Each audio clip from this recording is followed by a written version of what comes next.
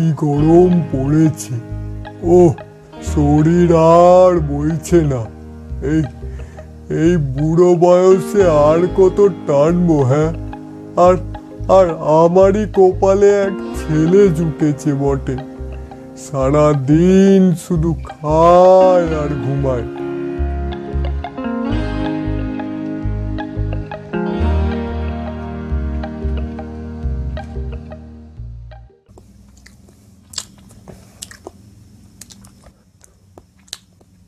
খোকা, খোকা কই বৌমা? কোথায় কোথায় সেই কুড়েটা? তেনার তো ওঠার কোনো নামগন্ধই নেই বাবা। সেই কখন থেকে ডাকছি আমি। কপাল করে একটা ছেলে পেয়েছি বটে, বুঝলে বৌমা। আমি সকাল থেকে খেটে খেটে মরছি, আর তিনি লাট সাহেবের মতো ঘুমিয়ে যাচ্ছে। কোনো কুটোটিও নাড়েন না।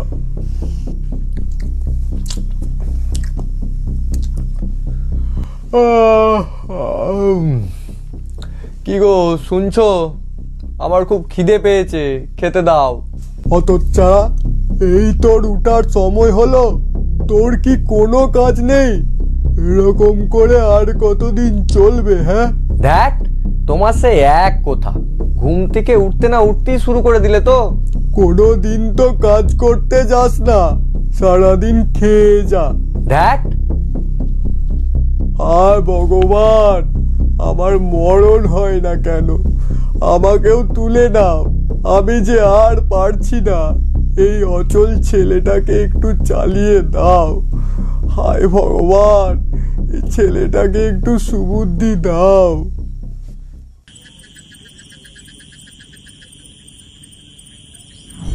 খোকা, ও খোকা, খোকা। হ্যাঁ বাবা বলো। তোকে তোকে একটা কথা বলার ছিল। বলো বাবা বলো।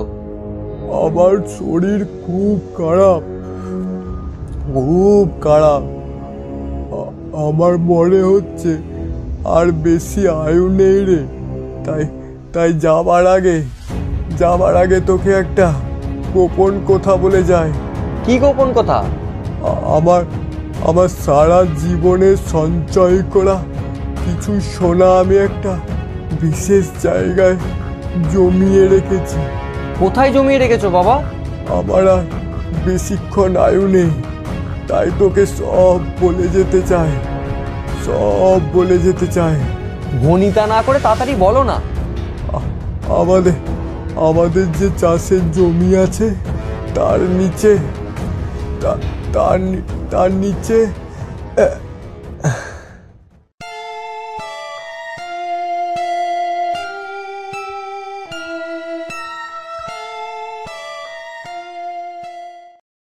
বাবা তো বলে গেল আমাদের জমির তলায় সোনা পোতা আছে, কিন্তু ঠিক কোন জায়গায় আছে তা তো বলে গেল না।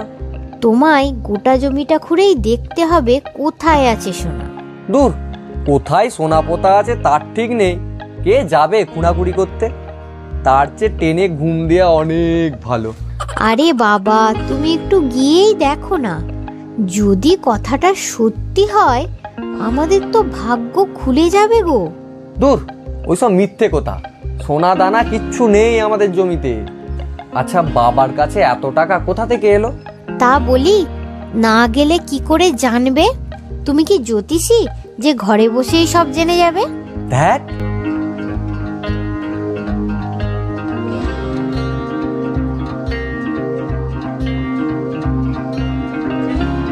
কি গো, একটু যাও না জমিতে। দূর, ভালো লাগছে না, আমার পায়ে খুব ব্যথা। আজ নয়, অন্যদিন যাব। তুমি মজুর লাগিয়ে জমি খোঁড়াও না। সোনা যদি পাও তবে আমাদের কপাল ফিরে যাবে। চুপচাপ বসে থেকে কি লাভ? বাবা যখন বলেছেন তখন চেষ্টা করে দেখতে দোষ কি? হ্যাঁ, তুমি ঠিকই বলেছো। আমি দুজন মজুর লাগিয়ে দিয়ে আসি।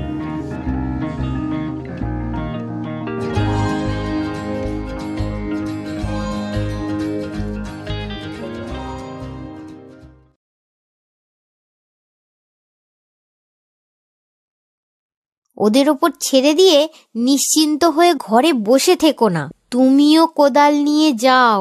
তা না হলে ওরা যদি সোনার তালটা পেয়ে যায় তবে তা সরিয়ে ফেলতে কতক্ষণ? ঠিকই বলেছ। ওদের বিশ্বাস কি ওরা যদি সোনার তালটা সরিয়ে ফেলে তবে সব চেষ্টা বৃথা।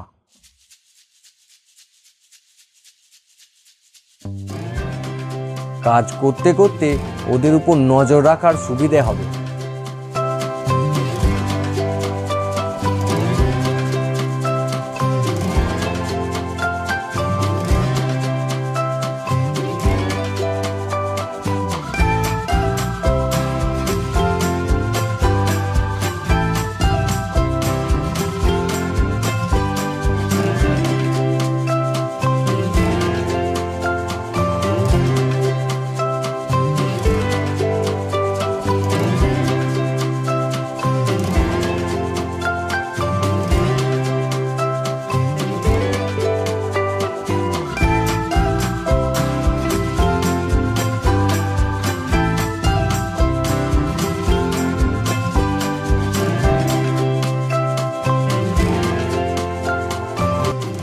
তাহলে কি পাবো না?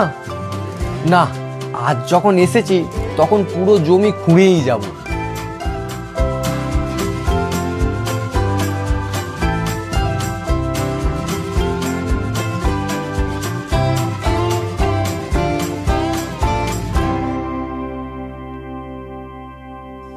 ধ্যাট, আমি জানতাম এরকম কোনো সোনা দানা নেই। আমি জানতাম।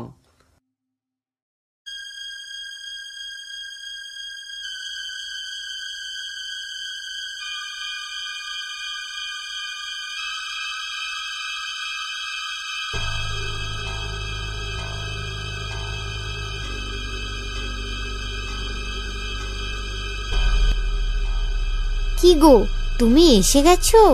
তা কিছু পেলে গো? ঘোড়ার ডিম পেয়েছি। বাবা বলেছে কোথায় রেখে গেছে? হ্যাঁ, বাবা বললেন তো, বললেন জমিতেই আছে। কেন, তুমিও তো ছিলে তখন। আমি জানতাম যে কিচ্ছু নেই। পুরো 5 বিঘা জমি খুঁড়ে ফেলেছি, কিচ্ছু পাইনি। বাবা নিশ্চয়ই আমায় বোকা বানিয়েছে, মিছিমিছি আমায় খাটিয়ে মারলো। কিন্তু দেখো, জমিটা এখন ঠিক চাষ করার মতো হয়েছে। আর কদিন পরেই বর্ষা নামবে। এই তো বীজ বোনার সময়। বাবা প্রতি বছর এই সময় জমিতে ধান চাষ করতেন। কি সুন্দর সোনার ফসল হতো আমাদের। না, আমি চাষ করব না। আমার ওসব ভালো লাগে না। একবার তোমার কথা শুনেছি, আর শুনবো না।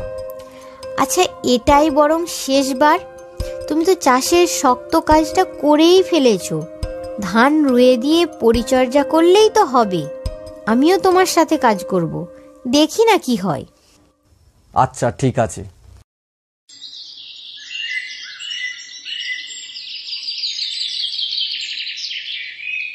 স্বামী সকাল থেকে সন্ধে পর্যন্ত খেতে কাজ করে। বউ তার খাবার নিয়ে যায়, তামাক সেজে নিয়ে যায়। অলস স্বামীকে এইভাবে কাজ করতে দেখে গর্বে বুক ভরে যায় তার। তারপর যথাসময়ে বর্ষা নামল। সে বছর বৃষ্টিও হলো খুব ভালো। অল্প দিনের মধ্যেই ক্ষেত ভরে গেল শস্যে। মাঠ ভরা পাকা ধানের রাশি দেখে মনে হলো সত্যিই কে যেন সোনা ঢেলে দিয়েছে মাঠে। বউ বলল, দেখো, বাবা মিথ্যে বলেনি, সত্যি সত্যি সোনা ফলেছে মাঠে। সত্যি জমিতে যে এত ভালো ফসল ফলে তাই প্রথম জানলাম। যাও, ফসল কেটে হাটে বিক্রি করে এসো, অনেক টাকা পাবো। ফসল কাটার পর তা হাটে বিক্রি করে 1 থলি টাকা পেল চাষির ছেলে। বাড়ি ফিরে সে বউকে বলল, এই দেখো কত টাকা। আমার ধারণা ছিল না যে জমি চাষ করে এত রোজগার করা যায়। তাহলে বাবার কথাই ঠিক তো, জমিতে সত্যিই সোনা পোতা ছিল। 16 আনা।